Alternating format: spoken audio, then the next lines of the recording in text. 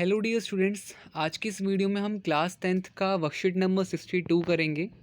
ये हमारी इंग्लिश की वर्कशीट है डेटेड 10 जनवरी 2022। चलिए स्टार्ट करते हैं। जैसा कि पहला क्वेश्चन हमारा जो ये क्वेश्चन दे रखा है द सरमन एट बनारस के चैप्टर में से दिया हुआ है और क्वेश्चन है think about the title of lesson what do you think a sermon is. Sermon का मतलब बताने को बोला जा रहा है कि आपके हिसाब से सरमन कौन है या सरमन क्या है। ठीक है, तो फर्स्ट क्वेश्चन का आंसर बिना किसी देरी के करते हुए हम तो सबसे पहले क्वेश्चन का आंसर आपके स्क्रीन पे आपको दिख रहा होगा। Think about the title of lesson what do you think a sermon is. तो sermon is a speech of a religious or moral subject that is deliver in public. So ये हमारे पहले क्वेश्चन का आंसर होगा बच्चों, please इसे note down कर लीजिए। ओके, नेक्स्ट क्वेश्चन देख लेते हैं। नेक्स्ट क्वेश्चन क्या दिया गया है। नेक्स्ट क्वेश्चन में देखिए, क्वेश्चन सेकंड जो है उसमें आप सबको बताना है read the story and note down any 5 new words. पूरी स्टोरी को आप रीड कीजिए और उन पांचों वर्ड्स को क्या कहते हैं आप यहाँ पे लिखिए, उनका मतलब लिखिए एंड देन सबका सेंटेंस भी बनाइए। ये पूरा बॉक्स आपको भरना है। तो चलिए इस क्वेश्चन को भी हम करते हैं फटाफट से। जैसा कि सेकंड क्वेश्चन आपको स्क्रीन पे दिख रहा होगा, सरमन का मतलब क्या होता है हमने जैसे अभी पढ़ा था, प्रीचिंग। ठीक है, after the sermon they all stood to sing. फिर उसके बाद weary, weary means tired, we were all weary of waiting for you. So हम सब आपका वेट करते करते थक चुके थे। फिर उसके बाद मॉर्टल्स मतलब होता है human beings, a man is deliberately design to be mortal, he grow, he ages, he dies.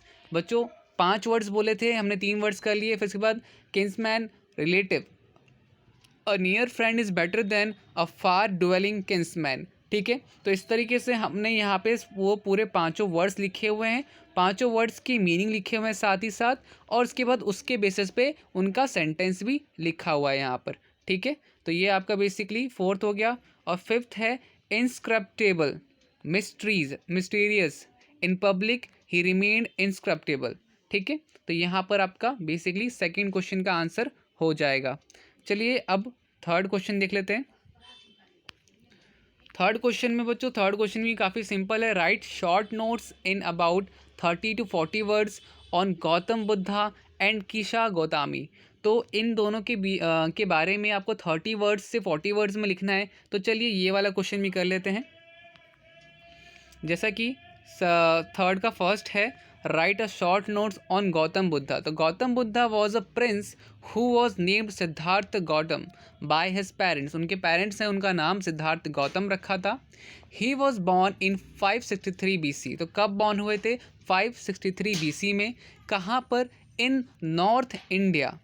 He had been shielded from the suffering of the world till the age of 25। तो जैसा कि आप सबको पता है कि इनके माँ बाप ने इनको शील्डेड, मतलब कि शील्डेड किस चीज़ से बचा करके रखा था? तो बाहर दुख क्या होता है, भूख क्या होता है, प्यास क्या होता है, बीमारी क्या होती है, थकान, थकावट, इन सब चीज़ जो बाहर की तकलीफ़ें होती हैं उन सब चीज़ों से छुपा करके रखा था, ताकि इनको कभी भी इन सब चीज़ों में इंटरेस्ट ना हो और वो कभी भी साधु संत बनने का ना सोचें। ठीक है, he attained enlightenment under a peepal tree. और पीपल के पेड़ के नीचे इन्होंने बेसिकली नॉलेज गेन करा। ठीक है, and name the tree tree of wisdom. और उस ट्री का नाम रख दिया ट्री ऑफ विजडम। तो ये हमारे क्वेश्चन थर्ड का आंसर ए पार्ट हो जाएगा बच्चों।